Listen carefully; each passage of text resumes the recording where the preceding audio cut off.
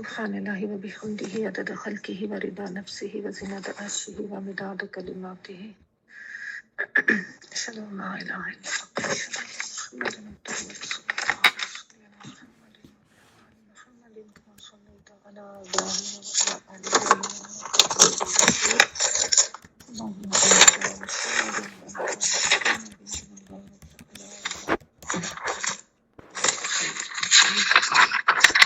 रब इश्रह ली सदरी व यस्सिर ली अमरी वहलुल उक़दतम मिन लिसानी यफ़क़हू क़ौली। अऊज़ु बिल्लाहि मिनश शैतानिर रजीम। बिस्मिल्लाहिर रहमानिर रहीम। जी अच्छा जी, सूरत अल माइदा हमने आज आयत नंबर 13 ऑनवर्ड स्टार्ट करना है। और कल जो हमने पढ़ा था उसमें ये था, आयत नंबर 8 से ऑनवर्ड्स जो था कि ईमान वालों को अल्लाह ताला ने मुखातिब करके ये कहा था कि तुम अल्लाह के लिए खड़े हो जाओ, अल्लाह के दीन पर, अल्लाह के दीन पे कायम रहने वाले, अल्लाह के अहकामात पर अमल करने वाले, अल्लाह के लिए हक पर, सच पर गवाह बन के खड़े हो जाओ। यानी गवाही भी दो तो सच के लिए दो, और ये कि ख्वाह तुम्हारे सामने तुम्हारा दुश्मन ही क्यों ना हो। यहाँ से हमने कल पढ़ा था। और ये कि ए दिलो अदल करो, जो कि तकवा के ज्यादा करीब है, और ये जान लो कि अल्लाह ताला तुम्हारे तमाम अमाल से वाकिफ है। फिर अल्लाह ताला ने ये भी बता दिया कि जो ईमान लाकर नेक अमाल करते हैं उनके लिए अल्लाह ताला का वादा है कि उनके लिए मग़फ़िरत भी है और उनके लिए अजर अजीम। लेकिन जो लोग कुफर करते हैं और अल्लाह की आयत से इनकार करते हैं वो लोग अस्हाबुल जहीम हैं, जहन्नम के साथी हैं। तो यहाँ पे नेकोकार जो थे उनका भी खुशखबरी उनके लिए भी दे दी गई, और जो गुनहगार हैं उनके लिए वईद भी बता दी गई। फिर ईमान वालों को फिर खिताब करके अगली आयत में अल्लाह ताला ने फरमाया कि अल्लाह की जो नेमत तुम्हारे ऊपर है उसको याद करो। और उसमें अल्लाह ताला ने बिलखुसूस एक ये चीज़ बताई कि जब अल्लाह ताला ने दुश्मन कौमों के हाथ तुमसे रोके थे, और इसमें मुख्तलिफ किस्म के वाक़यात जो मुफस्सरीन ने लिखे हैं वो भी हमने कल देख लिए थे। पर अल्लाह सुब्हाना ताला की तरफ से हमेशा से ऐसा बंदोबस्त होता रहा कि कभी तो बज़रिया वही मुतलक करके अल्लाह ताला ने रोका, और बाज़ दफ़ा कोई हालात ऐसे करके दुश्मन जो है उनकी ताकत को अल्लाह ने तोड़ दिया, ख़त्म किया मुख्तलिफ मौक़ात पर। ठीक है, तो अल्लाह ताला इस चीज़ को अपना ख़ास फजल और नेमत करार दे रहे हैं, और इस चीज़ का यहाँ पे जिक्र किया गया। और फिर वही बात तकवा की बात कि अल्लाह का तकवा इख्तियार करो, और साथ अल्लाह पर तवक्कुल करने की भी बात थी कि जो मोमिन है, जो अहले ईमान है, वो तो अल्लाह ताला पर ही तवक्कुल करते हैं, अल्लाह पर ही सच्चा भरोसा करते हैं, एतमाद करते हैं। ठीक है, फिर उसके बाद एक बहुत अहम बात अब बनी इसराइल के हवाले से मेंशन करके ये कही गई कि अल्लाह ताला ने उनसे बहुत पुख्ता जो अहद लिए थे, और उनको अपनी मैयत का भी वादा दिया था कि अगर तुम अल्लाह के इन अहदों को पूरा करोगे तो अल्लाह ताला का साथ, अल्लाह ताला की मैयत तुम्हारे साथ होगी, अल्लाह की मदद तुम्हारे साथ होगी।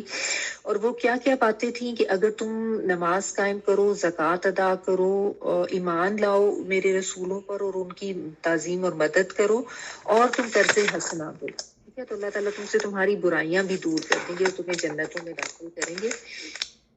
लेकिन इसके बाद भी जो जिसने कुफर किया तो वो भटक गया सीधे रास्ते पे। ये उनसे जो है वो वादे और अहद लिए गए थे। अब उसके बाद क्या हुआ आगे से पढ़ी हूँ, आयत नंबर 13 देखें। फबिमा नक़दिहिम मीसाक़हुम लअन्नाहुम वजअलना क़ुलूबहुम क़ासियह युहर्रिफूनल कलिमा अन मवादिही व नसू हज़्ज़म मिम्मा ज़ुक्किरू बिह वला तज़ालु तत्तलिउ अला ख़ाइनतिन मिनहुम इल्ला क़लीलन मिनहुम फ़अफ़ु अन्हुम वस्फ़ह इन्नल्लाहा युहिब्बुल मुहसिनीन।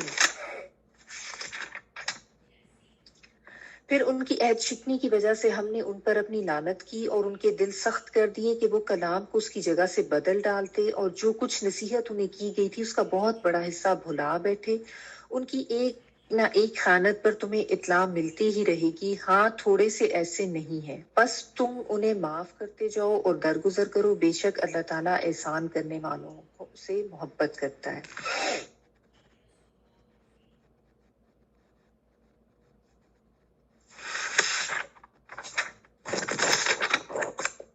फ़बिमा तो बवजह जो, फा तो के मायनों में बाज़ भी बवजह और माँ जो, तो बवजह आप कह दें इसको, या वजह इसके कि जो उन्होंने ये किया, इस तरीके से बेसिकली तो उसका मफहूम बनता है ना। तो आप तो बवजह नक़दिहिम उनके तोड़ने के, नून क़ाफ और दाद जो है ये तोड़ने के लिए आता है, ठीक है। नक़दिहिम, हिम जो है उनके, तो उन्होंने जो ये तोड़ा, क्या तोड़ा, मीसाक़हुम अपने पुख्ता अहद, तो बवजह तोड़ने के उनके पुख्ता अहद उनके, लअन्नहुम अलबत्ता लानत की हमने उन पर, यानी अल्लाह ताला ने अपनी जो लानत की थी उसको यहाँ पे बताया, और लाम आइन और नून इसका रूट वर्ड है, और हम उन पे, ठीक है।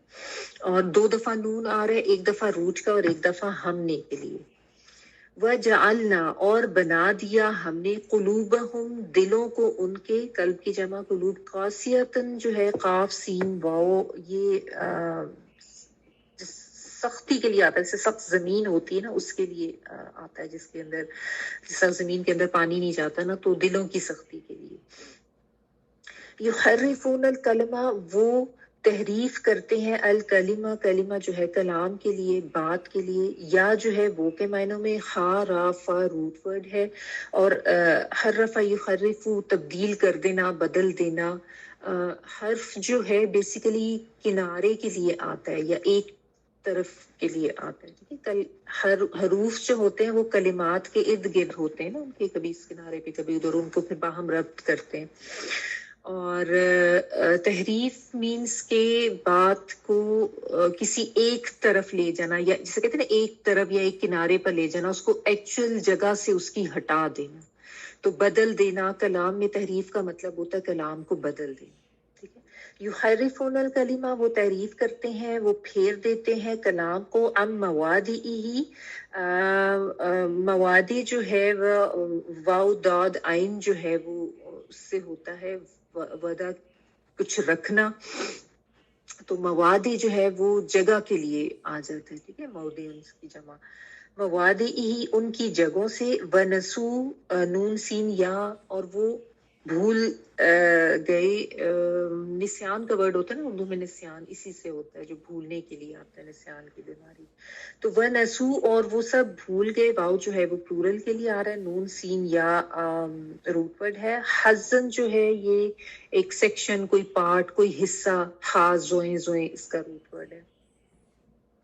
मिम्मा उसमें से जो, ज़ुक्किरू बिही जाल काफ रा, नसीहत करना, तो ज़ुक्किरू वो नसीहत किए गए थे, बिही साथ इसके, यानी उस चीज के, जिस चीज के साथ वो नसीहत किए गए थे उसको वो उसका एक हिस्सा भूल गए।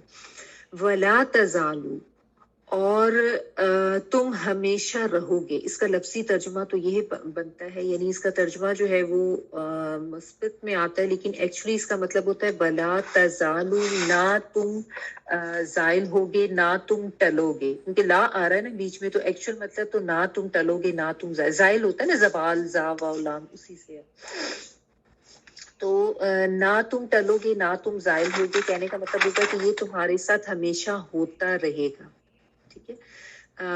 जाइल नहीं होगे, यानी तुम हमेशा ये तुम्हारे साथ होता रहेगा। क्या होता रहेगा, तत्तली, तुम इतला पाते रहोगे, यानी हमेशा ही तुम उनके बारे में ये इतला पाते रहोगे। ये जो वला तजालू है ना, बेसिकली जिस तरह हर लैंग्वेज में कोई एक चीज, कोई ऐसा एक्सप्रेशन होता है ना खास मायनों में, तो इसी तरह इसमें अरबी में भी है ये वला तजालू। वैसे तो नफी का सीगा बन रहा है, लेकिन इसका तर्जुमा ये होता है कि तुम्हारे साथ हमेशा ही ये रहेगा। मैंने आपको उसका लफ्जी तर्जुमा बताया कि नहीं जाहिल होगा या नहीं तुम टलोगे, लेकिन ये कि उसका जो एक्चुअल मीनिंग आता है मफहूम वो पॉजिटिव उसमें आता है कि तुम हमेशा ही ये रहोगे। क्या रहोगे कि तत्तली, तुम इतला पाते रहोगे, ता तुम के लिए, ता लाम और आइन जो है इतला पाना। तुलू का भी यही रूट वर्ड होता है, जब सूरज जाहिर हो जाता है तो हमें पता चल जाता है। तो इतला पाना, तत्तली तुम इतला पाते रहोगे, अला ऊपर, खाइनातुन एक खयानत की, ठीक है, खा वाव नून, मिनहुम उनकी तरफ से, इल्ला मगर, कलीलम बहुत थोड़े, मिनहुम उनमें से, ठीक ٹھیک ہے، یعنی جو گنجائش ہے وہ بھی اللہ تعالیٰ نے ساتھ ہی رکھی. فعفو پس معاف کر دو، عفو عفو کا ورڈ ہوتا ہے نا، عفو درگزر، عین فا اور واؤ، پس معاف کر دو، انہو ان کو، وصفح اور درگزر کرو، صاد فا اور ہا. وصفح جو ہے یہ جس طرح ہوتا ہے نا بالکل، یعنی کسی کو درگزر کر دینا، اگنور کر دینا، یعنی اس طرح سے کہ بالکل جیسے آپ اس کو بھول ہی جائیں جس طرح سے. صفحہ ہوتا ہے نا، صفحہ پیج جو ہوتا ہے وہ بھی اسی روٹ ورڈ سے، صفحہ مطلب بیسیکلی صفحہ جو ہے یہ کسی چیز کی چوڑائی کے لیے ہوتا ہے، جس طرح صفحن سیف جو ہے تلوار کا جو چوڑا حصہ ہوتا ہے اس کے لیے. تو صفحے کو آپ پلٹ دیتے ہیں اور جو پچھلی چیز ہوتی ہے وہ ختم ہو جاتی ہے. تو ایسے ہی مطلب اس کا مطلب ہے درگزر کر دو کہ بالکل ختم، بالکل بات ختم، اس کی طرف دھیان نہ دو یا بالکل بھلا دو، اس کو اگنور کر دو. ان اللہ بے شک اللہ تعالیٰ یحب وہ محبت رکھتا ہے، یا وہ کے معنوں میں ہا با با حب، المحسنین احسان کرنے والے کو، محسن کی جمع محسنین، حاسین. اوکے، تو اللہ تعالیٰ نے پہلے جو پچھلی آیت تھی جو ہم نے کل پڑھی تھی جہاں پہ اینڈ کیا تھا آیت نمبر 12، اس میں ان کی عہد کے جو ان سے عہد لیے گئے تھے ان کی شرائط بیان کی تھی نا، کہ یہ ان سے عہد لیے گئے تھے کہ تم نماز قائم کرو گے، زکوٰۃ دو گے، میرے انبیاء کی مدد بھی کرو گے، ان پر ایمان بھی لاؤ گے، اور قرض حسنہ بھی دو گے، اللہ کے دین کے لیے بھی یعنی مدد کرو گے.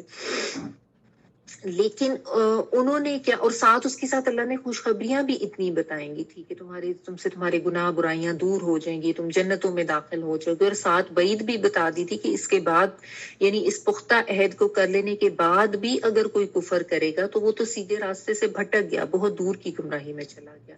لیکن اس کے باوجود بھی اتنا ان میں دینی اور اخلاقی زوال آ گیا کہ اللہ سبحانہ تعالیٰ نے یہ عہد ان سے لیا، وعیدیں بھی بتائی، خوشخبری بھی بتائی اس پر عمل کرنے کی، لیکن اس کے باوجود انہوں نے عہد یہ توڑ دیا. نہ تو انہوں نے کوئی نماز قائم کی، نہ انہوں نے کوئی زکوٰۃ ادا کی، انبیاء کی، اللہ کے انبیاء کی مدد بھی نہ کی ان کی، بلکہ مدد کرنا تو دور کی بات، الٹا وہ انبیاء کی اتنی تکذیب کرتے تھے، اتنا زیادہ ان کو جھٹلاتے تھے، اتنا زیادہ ان کے ساتھ دشمنی کرتے تھے، بلکہ کتنے انبیاء کو تو انہوں نے قتل کیا تھا. یعنی دشمنی بھی اس لیول کی تھی، خالی کوئی ایک تھوڑی بہت مخالفت نہیں تھی. اور وعدہ کیا کیا گیا تھا کہ تم نے ان کے اوپر ایمان بھی لانا ہے، اور ان کی عزت و تکریم بھی کرنی ہے، ان کی مدد بھی کرنی ہے. اور انہوں نے بالکل ہی اس کے اپوزٹ کیا، نہ ایمان لائے اور الٹا ان کو قتل بھی کیا اور ان کے ساتھ دشمنیاں بھی کی. کتنے انبیاء کے ساتھ، یہود نے تو بہت سے انبیاء کو قتل کیا ہوا. پھر اللہ سبحانہ تعالیٰ نے ان کو کہا تھا کہ تم اللہ کی راہ میں خرچ کرو گے، مال زکوٰۃ بھی ادا کرو گے، اللہ کے دین کے لیے بھی خرچ کرو گے. اور انہوں نے جو ہے بخل کو اپنا شیوا بنا لیا، اور ان میں لالچ اور طمع اور حرص آتی گئی، اور بلکہ سود وغیرہ اس طرح کے نظام میں یہ پڑھتے چلے گئے. تو یہ سب چیزیں جو ہے نا، یہود کی تاریخ اگر آپ اٹھا کے دیکھیں تو یہ تو بھری پڑی ہے اس طرح کی عہد شکنیوں سے. ٹھیک ہے، تو جب اتنا کچھ ہو کہ اللہ کے ساتھ وعدہ کریں اور آپ پھر اس وعدے کو توڑ دیں، تو پھر ظاہر ہے اللہ سبحانہ کی طرف سے پکڑ تو آئے گی، سختی تو آئے گی. اللہ تعالیٰ نے تو پہلے ہی وارن کر دیا تھا کہ اگر توڑو گے تو تم گمراہی میں جاؤ گے، گمراہی میں جاؤ گے تو اللہ کی طرف سے ظاہر ہے پکڑ ہوگی.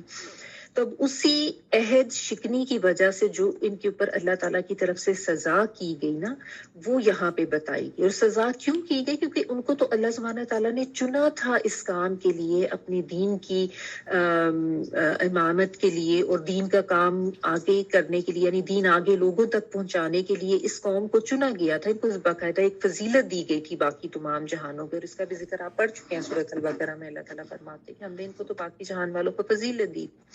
لیکن انہوں نے کیا کیا؟ انہوں نے وہ عہد توڑا، وہ جو فضیلت اللہ تعالیٰ نے دی تھی اس کا بھی پاس نہ کیا، اور اس امامت کا جو منصب جس پہ یہ فائز کیے گئے تھے اس کا بھی پاس نہ کیا، اپنی راہ سے ہٹ گئے. تو پھر ظاہر اللہ تعالیٰ کی طرف سے کیا ہوا؟ اللہ تعالیٰ نے کہا کہ ان کے عہد توڑنے کی وجہ سے اللہ تعالیٰ نے ان پر لعنت کر دی. یہ بہت بڑی بات ہے. اللہ تعالیٰ کی لعنت ہو جانے کا مطلب یہ ہوتا ہے کہ اللہ کی رحمت سے دوری ہو جانا. ٹھیک ہے، کہ اللہ تعالیٰ کہہ رہے ہیں کہ ہم نے ان کے اوپر لعنت کی، اور کیا کیا کہ ان کے دلوں کو سخت کر دیا.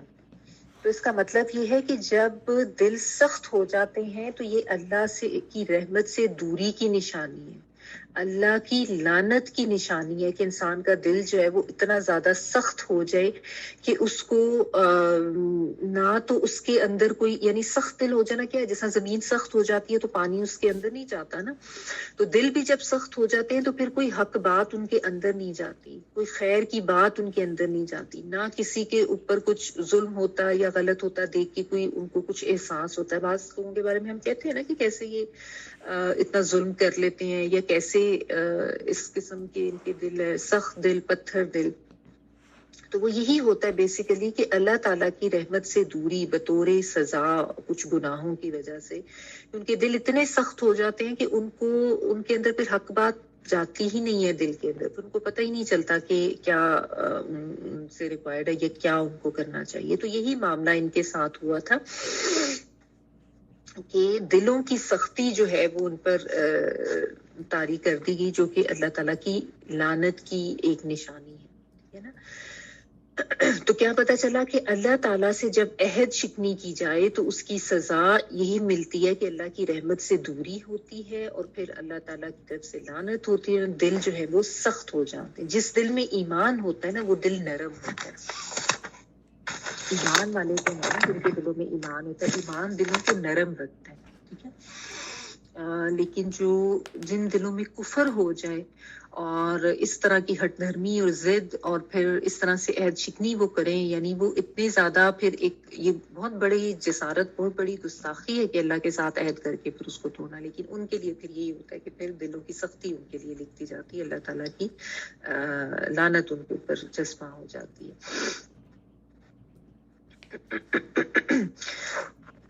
اور پھر اللہ سبحانہ تعالیٰ نے بتایا کہ وہ کرتے کیا تھے کہ کلام میں تحریف کر دیتے تھے، ٹھیک ہے نا۔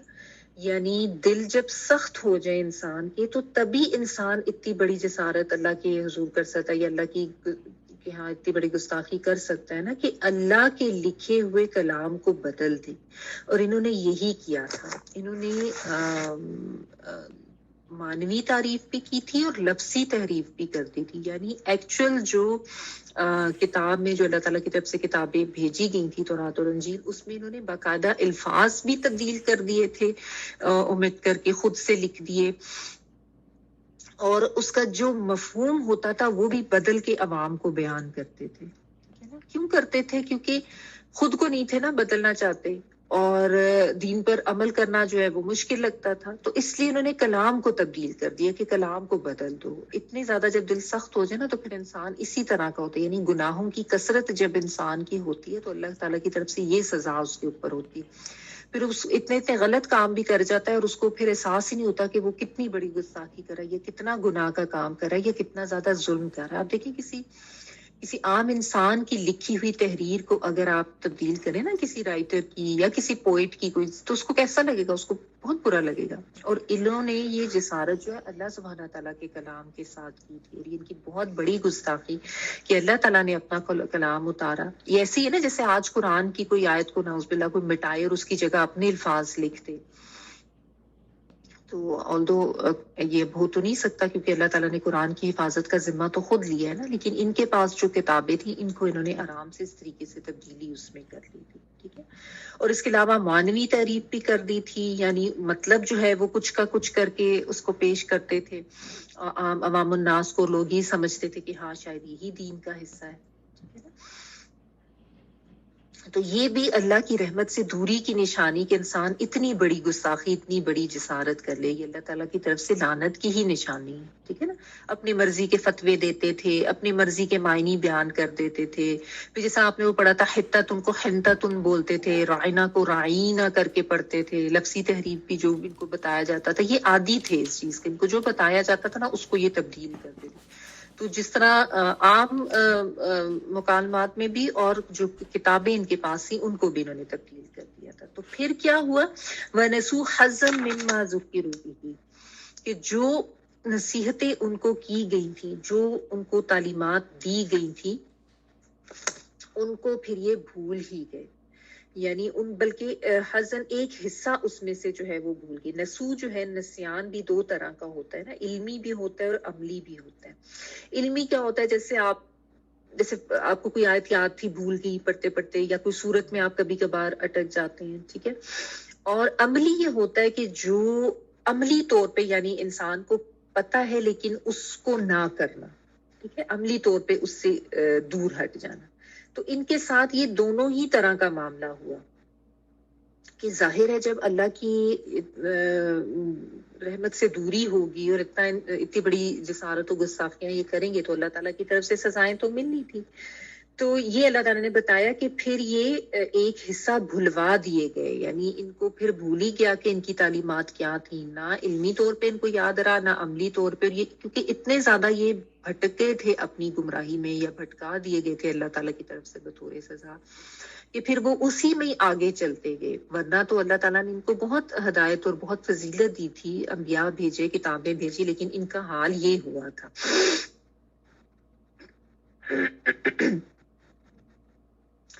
تو یہ ان کے ساتھ معاملہ ہوا. ایک نبی صلی اللہ علیہ وسلم کی حدیث بھی ہے کہ جس کا دل سخت ہوتا ہے وہ اللہ کی رحمت سے سب سے زیادہ دور ہوتے ہیں. انسانوں میں اللہ کی رحمت سے سب سے زیادہ دور وہ ہوتا ہے جس کا دل سخت ہو جاتا ہے. معاف کرے. تو دلوں کی نرمی جو ہے نا, یہ اللہ کی رحمت کی نشانی ہے, اور اسی کی دعا بھی کرنی چاہیے. اور دلوں کی سختی کیسے ہوتی ہے, ایک حدیث کے مفہوم سے اپنی ظاہرہ سیکھنے کے لیے ہمیں پتہ ہونی چاہیے. نبی صلی اللہ علیہ وآلہ وسلم نے فرمایا کہ ایسے کثرت کلام سے بچو جو اللہ کے ذکر کے بغیر ہو, یہ دلوں کی سختی کا باعث بنتا ہے. یعنی کثرت کلام ایک تو ویسے ہی پسندیدہ نہیں ہے, بہت زیادہ بولنا, اور اس میں بھی پھر اس طرح کا کثرت کلام جس میں اللہ تعالیٰ کا ذکر نہ ہو, اس سے بچنا چاہیے, کیونکہ اس سے بھی دل جو ہے وہ سخت ہو جاتے ہیں. فضول کی گپیں یا بے تحاشا گفتگو, بے جا بغیر ریزن کی, جیسا ہوتا ہے نا پارٹیز اور اس طرح کا لوگوں کا ایک وہ بن جاتا ہے, ان کی پسند ناپسند بس یہی ہو جاتی ہے ان کی, کہ بس وہ پارٹیز, فنکشنز اور ملنا ملانا اور گپیں, اور بس انہی چیزوں میں وہ پھر اتنا اس پہ محو ہو جاتے ہیں اور اتنا گم جاتے ہیں کہ بس پھر وہ اس دین سے بھی ہٹتے جاتے ہیں. جب انسان اپنا سارا وقت جو ہے وہ اس قسم کی چیزوں پہ صرف کرے گا تو نقصان ہی اٹھائے گا نا, فائدہ تو کوئی نہیں ہوگا. تو یہ ہے کہ بیکار کا کثرت کلام. تو کوشش کریں کہ جب بھی بات کریں یا کہیں پہ آپ اکٹھے ہوئے ہیں, بیٹھے ہیں, تو کوئی اللہ تعالیٰ کی بات, کوئی ایسے اللہ تعالیٰ کا ذکر بیچ میں جو ہے نا وہ ضرور لے آنا چاہیے. اس حدیث کے مطابق دیکھیں وہ قوم تو گزر گئی نا, اب ہمیں کیوں بتایا جا رہا ہے؟ ہمیں اس لیے بتایا جا رہا ہے کہ ہم نے اپنے آپ کو چیک کرنا ہے کہ ہمارے اندر بھی کوئی اس قسم کی کوتاہیاں یا گمراہیاں تو نہیں آ گئی, اور اگر ہیں تو ہم ان کو دور کریں.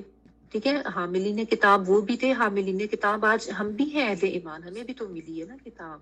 تو ہم نے اس سے کیا سیکھنا ہے؟ ہم نے یہی دیکھنا ہے کہ یہ ساری جو عہد شکنیاں انہوں نے کی تھی تو کیا ہم نے بھی تو نہیں کی.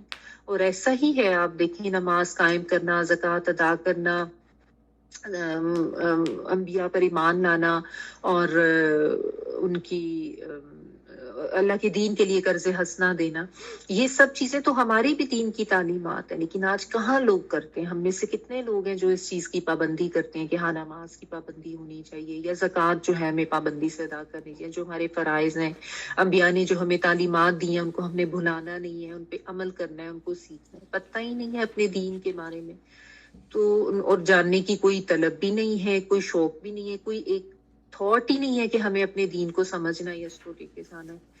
تو وہ عہد شکنیاں تو پھر ہماری طرف سے بھی ہوئی ہیں نا. جب لا الہ الا اللہ جو بھی پڑھتا ہے وہ ایک طرح کا عہد ہی کرتا ہے. تو اس لیے ہمیں بتایا جا رہا ہے کہ ہم اپنے اوپر نظر کریں. ٹھیک ہے.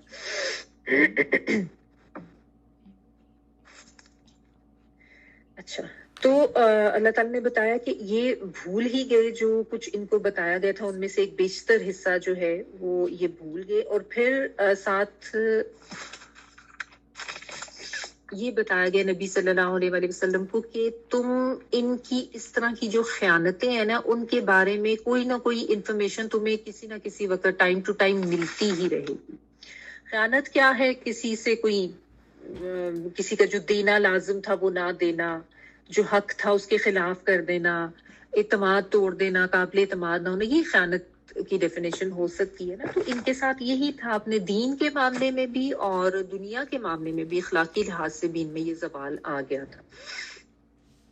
نبی صلی اللہ علیہ وآلہ وسلم سے بھی اگر آپ دیکھیں تاریخ میں اسلام کی، تو کئی دفعہ ان کے ساتھ معاہدے کیے گئے، اور یہ ہر دفعہ معاہدے کی جو معاہدہ تھا اس کو توڑ دیتے تھے. جو اس کی شرائط تھی اس کے بالکل اگینسٹ کرتے تھے. پیس ٹریٹی کر لیتے تھے لیکن اس کے بعد دشمنوں کے ساتھ مل جاتے تھے اور مسلمانوں کے لیے مشکلات کرتے رہتے تھے. اسی لیے پھر ان کو نکالا بھی گیا تھا، جو ان کو مدینہ سے ایگزائل جو ان کا ہوا تھا، اسی لیے تھا. تو ان کی یہ بھی سرش جو ہے نا، یعنی یہ وعدہ خلافی، یہ ان کی ہمیشہ ہی رہی ہے. اور اللہ تعالیٰ کا بھی ظاہر طریقہ کار، پھر اللہ کا قانون بھی تو ہر دور میں وہی رہتا ہے نا. اور وہ آج بھی یہی ہے کہ آج بھی جو قوم عہد شکنی کرے گی وہ یہی سزا پائے گی. سمجھایا اب ہمیں جا رہا ہے. تو نبی صلی اللہ علیہ وآلہ وسلم کو یہ کہا جا رہا ہے پہلے درجے پہ، تو آپ کو اطلاع دی جا رہی ہے، اور اس کے علاوہ ان جنرل سب کو بھی، کہ وہ خیانت کرتے رہیں گے. یعنی ان کی جو بدعہدیاں اور ان کی مکاریاں، یہ ان کی سرشت ہے اور یہ کرتے رہیں گے. تو تم اس کے بارے میں کیا کرو، یا تمہارا رویہ اس کے بارے میں کیا ہونا چاہیے، کیونکہ یہ تو ہے ہی بددیانت. یہ تو ان کو تو یہ بھی بتایا گیا تھا، جو اتنی نشانیاں نبی صلی اللہ علیہ وسلم کی تھیں ان کی کتابوں میں، انہوں نے تو وہ بھی نہیں بتایا. حالانکہ ان کو کہا گیا تھا کہ اس طرح کے ایک نبی آئیں گے اور تم نے ان کی مدد کرنی ہے، لیکن انہوں نے وہ بھی، یہ بھی تو ایک طرح کی بدعہدی اور چلاکی تھی ان کی، کہ جانتے تھے نبی صلی اللہ علیہ وسلم کے بارے میں، پھر بھی انہوں نے چھپایا. although اللہ تعالیٰ نے اس میں بیچ میں یہ بھی کہا ہے اللہ قلیلا منہم، یعنی بہت تھوڑے سے ان میں سے ہوں گے جو کہ نہیں کریں گے، ورنہ زیادہ تر کی سرشت اور ان کا طریقہ کار یہی رہے گا. یعنی جس طرح کچھ جو پرومیننٹ پرسنالٹیز، ان میں حضرت عبداللہ بن سلام، ان کا نام زیادہ آتا ہے کہ وہ ان کے بہت بڑے دین کے عالم تھے، لیکن وہ ایمان لے آئے تھے نبی صلی اللہ علیہ وآلہ وسلم کے، انہوں نے اسلام قبول کر لیا. تو اس لیے جہاں پہ جو گنجائش ہوتی ہے اللہ تعالیٰ اس کو بھی رکھتے ہیں، یعنی سب کو ایک لپیٹ میں لے کے بات نہیں کرتے. لیکن بہت ہی تھوڑی ان کی تعداد تھی، زیادہ تر کا یہ تھا کہ وہ مخالفت ہی کرتے تھے.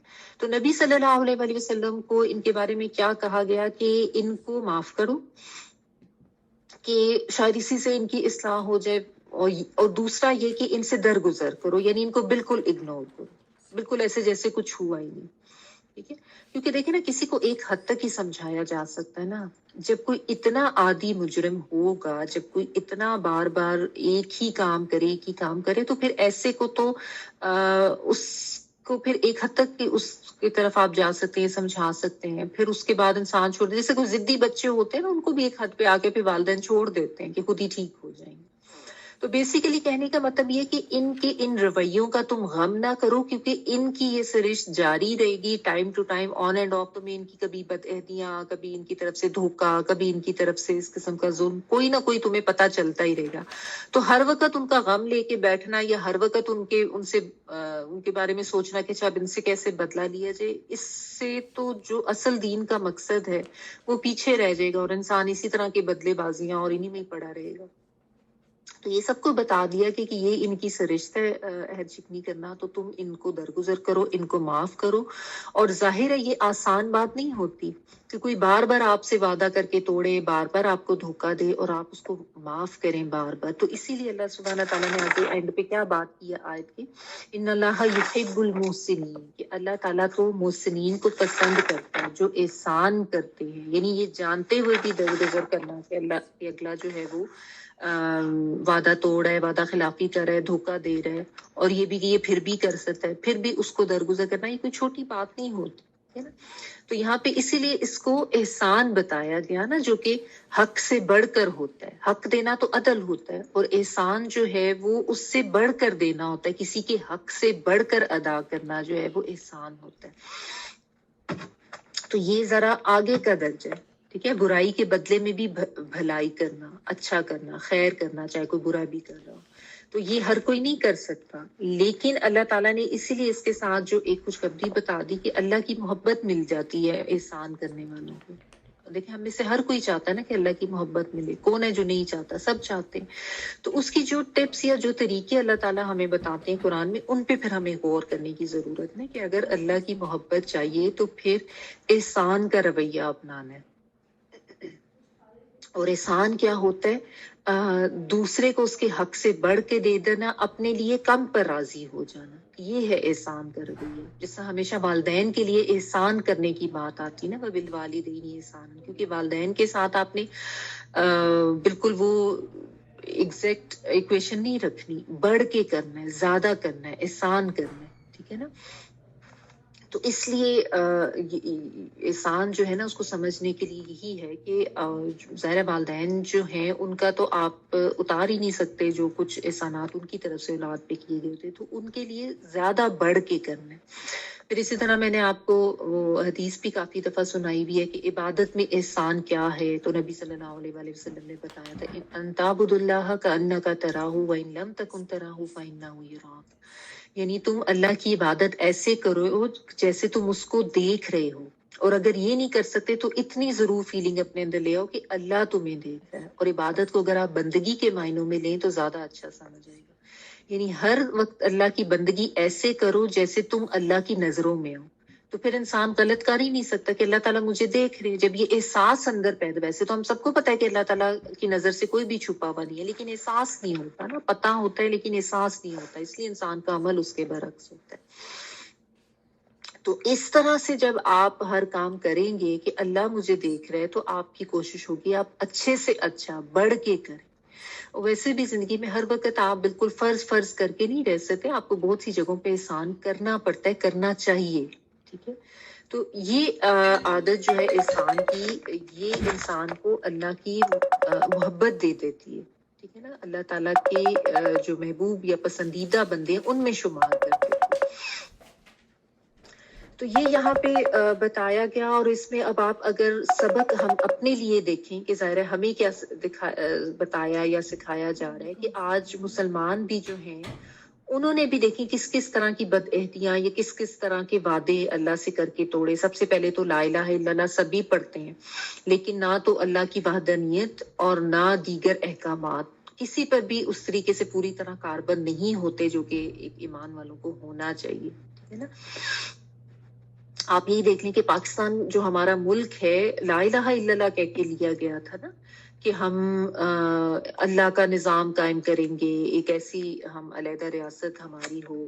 لیکن اس کے بعد کیا کیا کچھ کیا گیا. آج آپ دیکھ لینا کدھر ہے وہ اسلام کے نام کی ریاست، اور کہاں ہے. یہاں پہ تو بس صرف وہ جو ہماری قانون کی جو کتابیں ادھر تک ہی رہ گیا. یعنی باقی تو آپ دیکھیں عہد توڑ ہی دیے کس کس طرح سے. یعنی ہم لوگوں نے جو ہے عہد شکنی اللہ تعالیٰ سے کی ہے، اور کیا حال آج ہو گیا. مطلب کوئی اسلام کا نظام قائم کرنا تو دور کی بات، خود ہی نہیں پتا کہ ہمارا دین ہمیں کیا بتاتا ہے.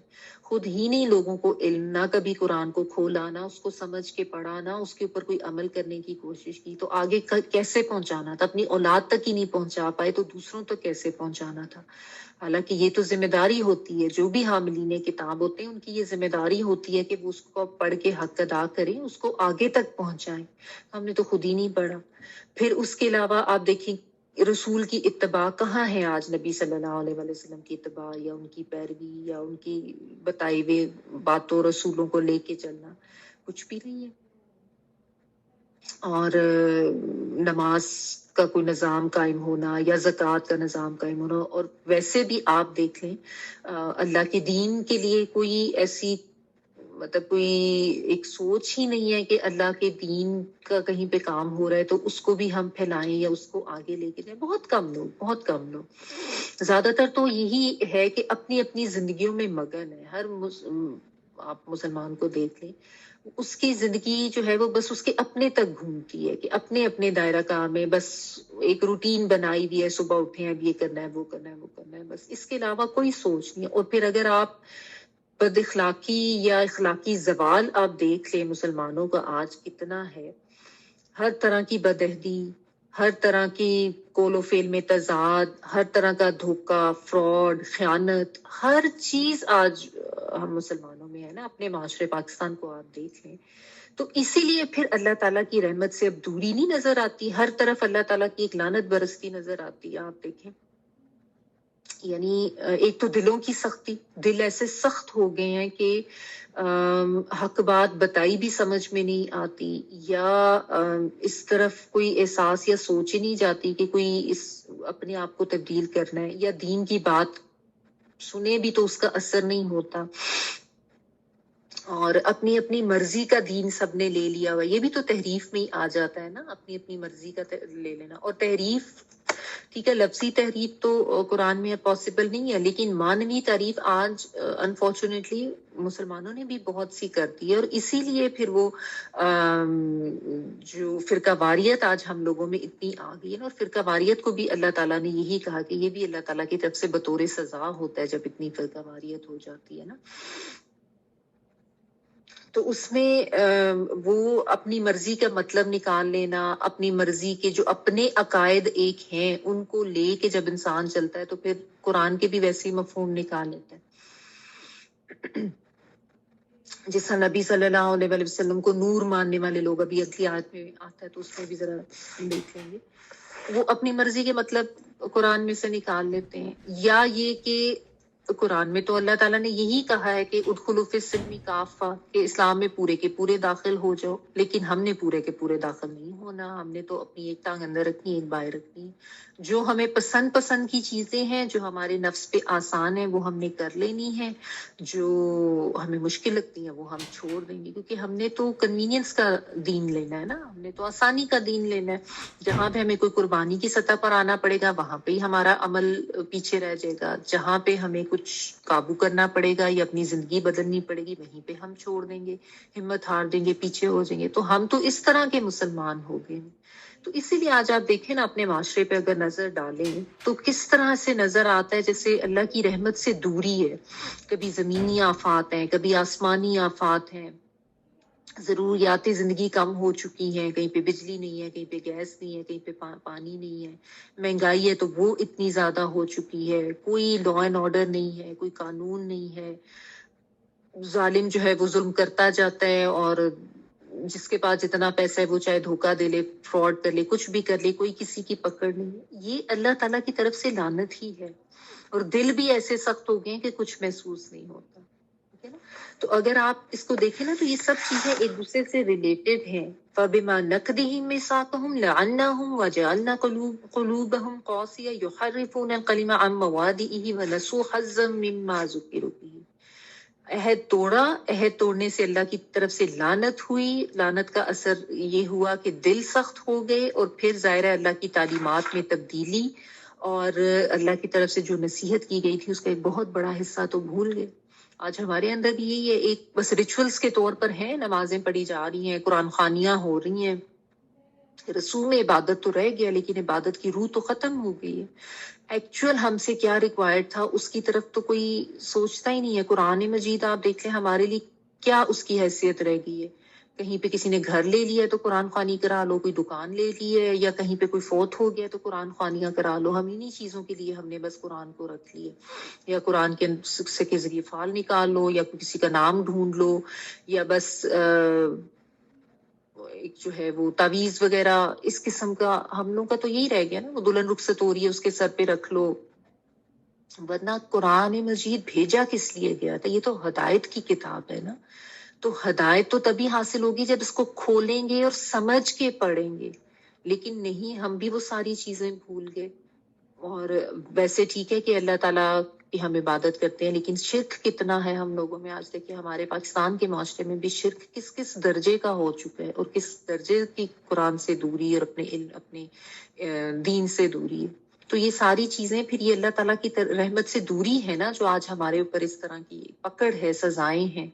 تو اس میں یہی ہے کہ ہر انسان کو پہلے تو انڈیویجلی لیول پر اپنے آپ کو دیکھیں، اپنے لیے سوال رکھیں کہ کیا میرا دل سخت ہے یا نرم ہے. اپنے انالیسس خود کریں کہ اللہ تعالیٰ کے احکامات جب میں سنتی ہوں کہ اس کے لیے پھر میرا آگے سے رویہ کیا ہوتا ہے. میں اس کو کس حد تک لیتی ہوں اور کس حد تک میں اس کو اگنور کرتی ہوں، یا کس حد تک یہ کہتی ہوں کہ یہ میرے سے نہیں ہو سکتا، اس کو میں نے نہیں کرنا. لوگوں کے ساتھ میرا کیا معاملہ ہے، کتنی خیر خواہی ہے لوگوں کی. ٹھیک ہے، تو یہ اپنے آپ کو پہلے تو انفرادی لیول پہ ہم ٹھیک کریں، اپنی گھر سے شروعات کریں. اپنی فیملی، اپنے بچے جو کہ ہماری ذمہ داری ہیں، کیا ہم نے ان کو قرآن سمجھ کے سکھایا، پڑھایا، ان کو بتایا کہ ان کے دین میں کیا کیا تعلیمات ہیں. تو ہم پہلے اپنی ذمہ داریاں چیک کریں، باقی بڑے لیول کی بات تو بعد میں آئے گی نا.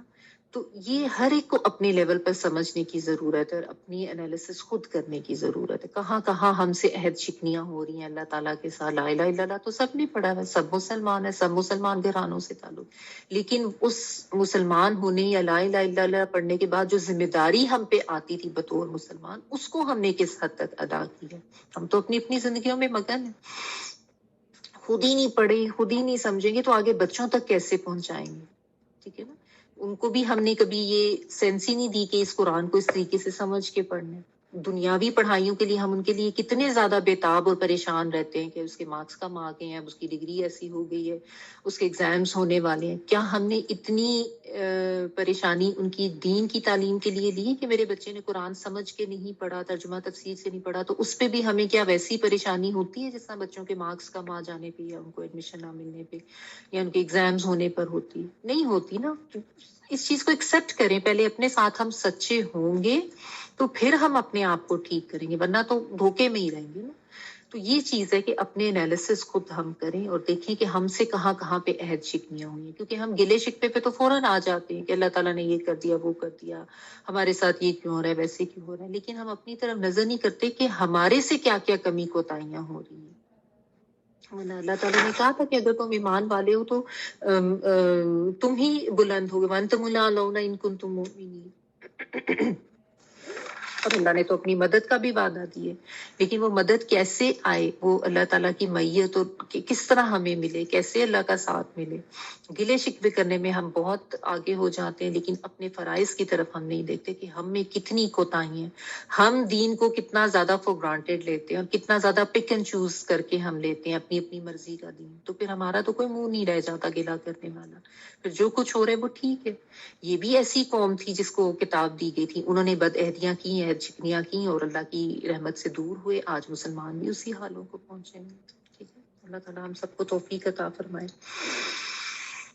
کہ اپنے دین کو ہم سنجیدگی سے اس کو لیں, سمجھیں, پڑھیں اور اس کو آگے بھی پہنچائیں. اچھا آگے دیکھیں, اگلی آیت پڑھ رہی ہوں. سوری.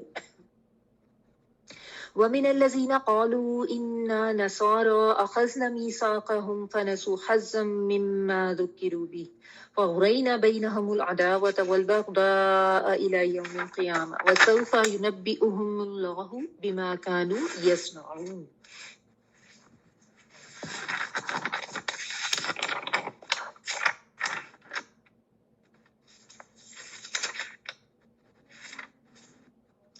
اور جو اپنے آپ کو نصارہ کہتے ہیں, ہم نے ان سے بھی عہد و پیمان دیا تھا, انہوں نے بھی اس کا بڑا حصہ بھلا دیا جو انہیں نصیحت کی گئی تھی, تو ہم نے بھی ان کے دلوں میں آپس میں بغض و عداوت ڈال دی جو تا قیامت رہے گی, اور جو کچھ یہ کرتے تھے ان قریب اللہ تعالیٰ انہیں سب بتا دے گا.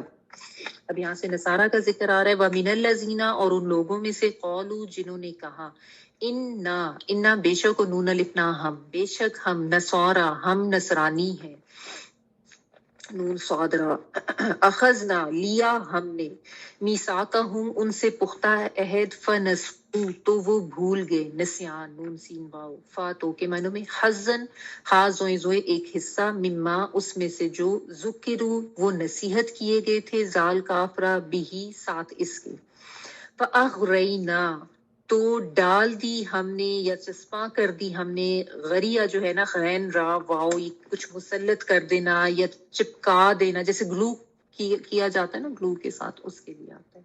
اور نون الف نا ہم کا, تو چسپاں کر دی ہم نے یا ڈال دی ہم نے, بینہم ان کے درمیان, العداوت عداوت, دشمنی, عین دال واو, ادو دشمن کو کہتے ہیں عداوت دشمنی, والبغضاء اور بغض, باغین اور دال. عداوت جو ہے نا وہ ظاہری دشمنی کے لیے آتا ہے, اور بغض جو ہے وہ دلوں کے اندر چھپی ہوئی جو دشمنی ہے نا اس کے لیے آتا ہے. الی یوم القیام کے ساتھ ہی کر دیا گیا. وسوف, سوف ان قریب کے لیے آتا ہے, سم کہتے ہیں نا ویری سون, اس کے لیے. ینبئہم بتائے گا ان کو, اللہ اللہ تعالیٰ, یا جو ہے آتین والا وہ کے معنوں میں ہے, نون با حمزہ خبر دینا, کسی بڑی خبر کے لیے آتا ہے. نبی کا بھی یہی روٹ ورڈ ہوتا ہے کیونکہ وہ بھی خبر لے کر آتا ہے. تو خبر دے گا ان کو اللہ تعالیٰ بما بوجہ اس کے جو کانوں وہ تھے یصنعون وہ کیا کرتے تھے. صاد نون اور عین صنعکاری آپ نے ورڈ سنا ہوگا, صنعت کا ورڈ تو سنا ہوگا نا اردو میں, ٹھیک ہے, انڈسٹری کے لیے آتا ہے تو کچھ کرنے کے معنی میں. تو یصنعون جو بھی وہ کچھ کرتے تھے. اچھا یہاں پہ اب جو ہے نا بالخصوص نصارہ کا نام لے کے ان کی بات کی گئی ہے. ویسے تو جو اہل کتاب کہا جاتا ہے تو اس میں دونوں ہی بالعموم شمار ہوتے ہیں, لیکن کہیں پہ جو کیونکہ یہ اہل کتاب بھی دو گروہوں میں بٹ کے تھے نا, جو حضرت موسیٰ علیہ السلام کی تعلیم تک رہے تھے وہ خود کو یہودی کہتے تھے, اور آگے جو حضرت عیسیٰ علیہ السلام اور ان کے ماننے والے تھے وہ خود کو نصرانی کہتے تھے, نصارہ. تو بعض دفعہ تو اکٹھی بات کی جاتی ہے, بعض دفعہ یہود کے جو غلطیاں اور گناہ تھے ان کو علیحدہ سے مینشن کیا جاتا ہے, اور نصارہ کو علیحدہ سے, کیونکہ اللہ کا بیٹا بنا دینے والی جو بات تھی وہ نصارہ نے کی تھی, تو وہاں پہ جہاں پہ بات آتی ہے تو ان کو علیحدہ سے مخاطب کیا جاتا ہے. یہاں پہ اللہ سبحانہ تعالیٰ نے اب یہ بتایا کہ جو اپنے آپ کو نصارہ کہتے ہیں ان کا بھی معاملہ یہی تھا, یعنی یہی غلطیاں یہود نے کی اور یہی غلطیاں جو دوسرے گروہ بن گئے تھے عیسائی, انہوں نے بھی یہ کیا. اور اس میں یہ چیز بھی واضح کی گئی کہ قالوا انا نصارى, انہوں نے خود کہا تھا کہ ہم نصارى ہیں. یعنی آج اگر یہ کہیں نا کہ ہمیں نصارہ کیوں کہا جاتا ہے, تو یہ تو یہاں پہ قرآن نے واضح کر دیا کہ یہ خود ہی اپنے آپ کو انہوں نے نصارہ کہلوایا تھا. نصارہ جو ہے نا, ایک تو ان کی ایک وطنی نسبت جس طرح ہم کہتے ہیں نا کہ ہم پاکستانی ہیں, تو ایک یہ بستی تھی فلسطین میں, ناصرہ بستی کے, تو یہ اس سے اپنی نسبت کرتے. تو اس کے بارے میں یہ آتا ہے کہ حضرت عیسیٰ علیہ السلام کا بھی یعنی وہی وطن تھا, وہاں پہ ان کا چائلڈ ہوڈ وغیرہ تھا, اور وہیں سے انہوں نے اسٹارٹ کیا تھا. ناظرہ کے نام سے ابھی بھی یہ ہے, اب ذرا اسرائیل کے قبضے میں چلی گئی, اب زیڈ سے اس کو لکھتے ہیں, NAZ, آپ گوگل کر کے میپ پہ دیکھ لیں.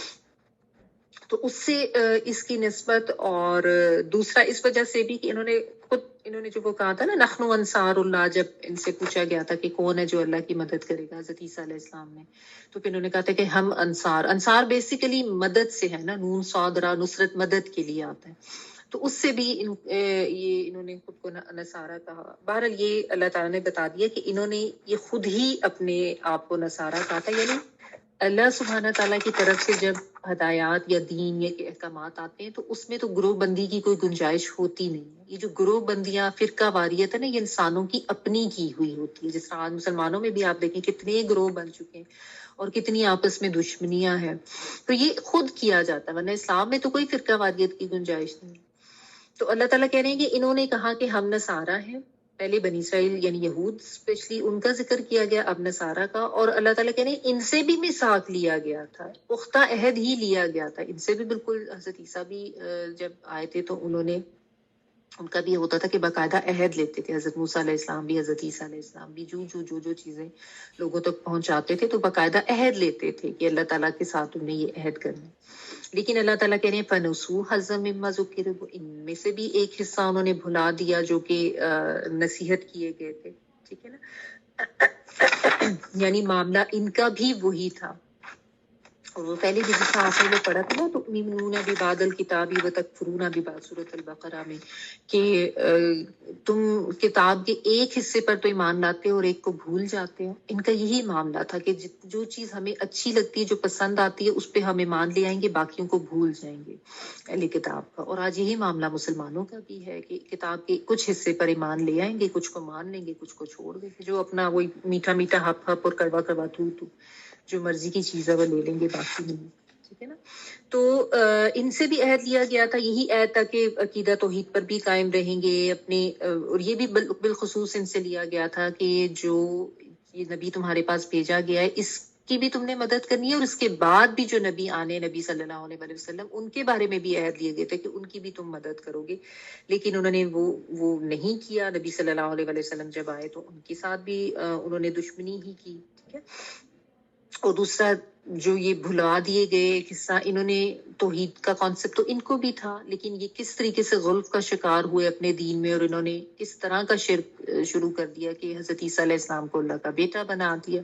کچھ نے جو ہے ان کو خدا ہی مان لیا. ان کے آپس میں بھی اس طرح کے اختلافات ہو گئے نا، تو بدعملی کا اور بدعہدی کا شکار ہوئے، تو غلط اس پہ راہ پہ چلتے گئے. ٹھیک ہے نا. اور اللہ تعالیٰ نے کہا کہ ان کے اوپر ڈال دی گئی، یعنی بطور سزا، فَأَغْرَيْنَا، نون لکھا اللہ تعالیٰ نے اپنی طرف نسبت کی کہ ہم نے ڈال دی، یعنی انہوں نے اتنی عید شکنی اللہ تعالیٰ کے ساتھ کی تو اللہ تعالیٰ کی طرف سے پھر سزا ان کو یہ ملی، عذاب ان پہ یہ آیا.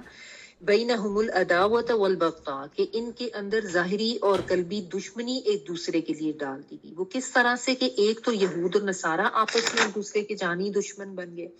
یہود جو ہیں وہ تو حضرت عیسیٰ علیہ السلام کو نبی نہیں مانتے، وہ کہتے ہیں کہ بس حضرت موسیٰ علیہ السلام، بلکہ نعوذ باللہ ثم نعوذ باللہ ان کو ولد الزنا بھی کہتے ہیں، اور ان کی کوئی عزت و تکریم وہ نہیں کہتے، اور ان کو جان کے مارنے کے درپے تھے، اور اپنی طرف سے تو انہوں نے ان کو سولی چڑھا دیا تھا. وہ ڈیٹیلز آپ نے پڑھ لی ہیں کہ وہ یہی سمجھتے ہیں کہ انہوں نے حضرت عیسیٰ کو مار دیا تھا، جبکہ ایسا نہیں ہے. اور نصارہ جو ہیں ان کی یہود کے ساتھ دشمنی اس بنا پر کہ وہ حضرت عیسیٰ کو مانتے ہیں، یہ لوگ نہیں مانتے.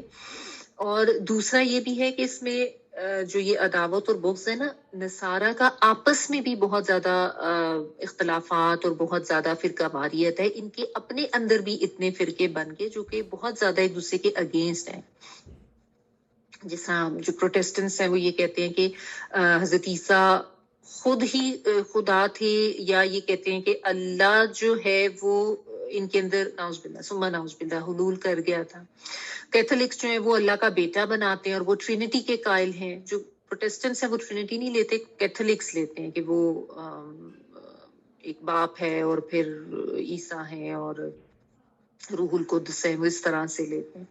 تو بہرحال ان کی، کیونکہ بات تو اصل میں وہی ہے نا، ریزن تو وہی ہے کہ اصل تعلیم سے ہٹ گئے نا، اصل تعلیم بھلوا دی. تو اس وجہ سے آپس میں بھی ان میں اس طرح دشمنیاں ہو گئیں کہ آپس میں بھی اختلافات اور فرقوں میں بٹ گئے، اور بدترین دشمن ایک دوسرے کے بن گئے. ٹھیک ہے. ایک دوسرے کے اوپر یہ بھی اسی طرح سے الزامات لگاتے ہیں یا ایک دوسرے کو نہیں مانتے. جس طرح آج مسلمانوں میں بھی تو آپ دیکھیں نا کیسے جان کے درپے ہو جاتے ہیں، ہم تو جی فلانے فرقے سے، ہم فلانے فرقے سے ہیں، اور وہ ایک دوسرے کی مسجد میں بھی نہیں جاتے، اور نہ اگر کوئی کسی اور مسلک کا ان کی مسجد میں آ جائے تو اس کو آنے دیتے ہیں. آج مسلمانوں کا بھی یہی حال ہے. تو یہ بھی ایک اللہ تعالیٰ نے بتایا کہ اور یہ ان کی دشمنی قیامت تک ان کے درمیان رہے گی. یہ کیونکہ ظاہر ہے انہوں نے تو یہ اپنی تعلیم پہ جو اس غلط کانسیپٹ کا شکار رہے گا اس کے اوپر اللہ کی طرف سے یہ لعنت کی جائے گی الی یوم القیامہ. اور اس کے بعد بھی اللہ تعالیٰ یہ کہہ رہے ہیں کہ اللہ تعالیٰ جو کچھ یہ اعمال کرتے رہے ہیں نا ان کے بارے میں ان کو خبر دے گا.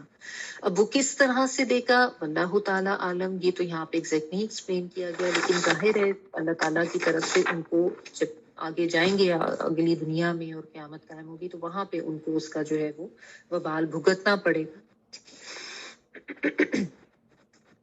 تو بات اس میں یہی ہے، جو سبق ہے وہ یہی ہے کہ جب اللہ تعالیٰ کی طرف سے کتاب ملی ہے تو اس کتاب کو مضبوطی سے تھام کے رکھنا ہے، یعنی اس کے اوپر اس کے احکامات پہ مضبوطی سے عمل پیرا ہونا ہے اور ہوتے رہنا ہے. یہ نہیں کہ ایک دفعہ پڑھ لیا پھر چھوڑ دیا، اس سے ساری زندگی جڑ کے رہنا ہے. تبھی انسان جو ہے نا وہ سیدھے راستے پہ رہتا ہے. ورنہ پھر جب کتاب سے دوری ہوتی ہے، اللہ کے احکامات سے دوری، تو ایمان کمزور پڑتا جاتا ہے.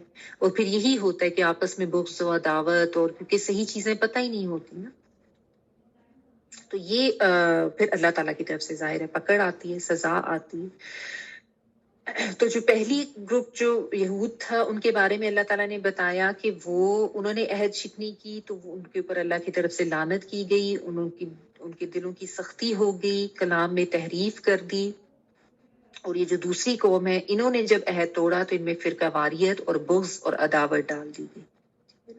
اور آج یہی حال، یہ ساری چیزیں آج جو ہیں وہ مسلمانوں میں بھی ہیں، بغض و عداوت بھی ہے، فرقہ واریت بھی ہے، دل بھی سخت ہو گئے، اللہ کی رحمت سے بھی دوری ہے. اس کی ریزن یہی ہے. اپنے دین سے دوری ہے. ٹھیک ہے.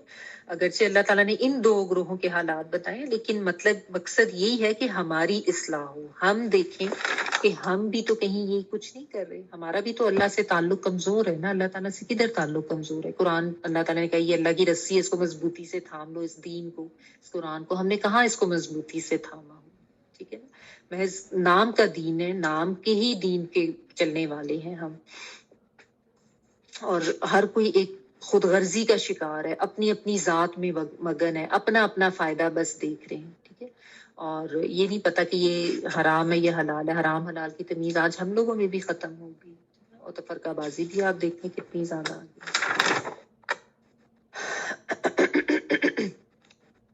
آگے دیکھیں. یا اہل الکتاب قد جاءکم رسولنا یبین لکم کثیرا مما کنتم تخفون من الکتاب ویعفو عن کثیر قد جاءکم من اللہ نور وکتاب مبین.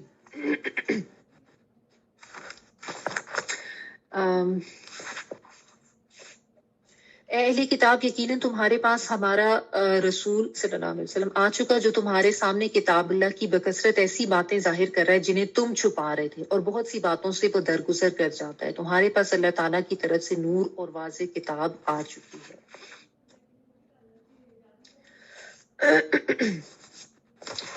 اچھا, یا اہل الکتابی اے اہل کتاب, قد یقیناً جاءکم آ گیا تمہارے پاس, جیم یا حمزہ, کم تمہارے پاس, تم سب کے لیے آتا ہے, رسولنا رسول ہمارا. ٹھیک ہے. نون الف ہم کے لیے. یبین وہ بیان کرتا ہے, با یا نون یعنی وہ واضح کرتا ہے, شروع میں یا جو ہے وہ کے معنی میں. لکم لیے تمہارے, کثیرم بہت کچھ, کثرت سے کاف سارا, مما اس میں سے جو, کن تم تھے تم, تخفونا تم خفیہ رکھتے تھے, خافا یا تم چھپاتے تھے. ٹھیک ہے. تا تم کے لیے, اور خافا یا چھپانا, اور باؤنون جو ہے وہ پلورل کے لیے آتا ہے یعنی تم چھپاتے تھے, من الکتابی کتاب میں سے. ویعفو اور وہ معاف کر دیتا ہے, این فا اور واؤ بیسیکلی اس کا مطلب مٹانا ہوتا ہے, وہ جو ہے نا معافی کا. تو ویعفو اور وہ معاف کر دیتا ہے, ان کثیرن بہت کچھ سے, ان جو ہے وہ سے کے معنی میں, کثیرن بہت کچھ, یعنی بہت کچھ تو وہ بیان کر دیتا ہے اور بہت کچھ نہیں بھی کرتا, اس کو درگزر بھی کر جاتا ہے. قد یقیناً جاءکم آ گئی تمہارے پاس یا آ گیا تمہارے پاس, من اللہ اللہ کی طرف سے, نور نور روشنی, و کتاب مبین اور واضح روشن کتاب.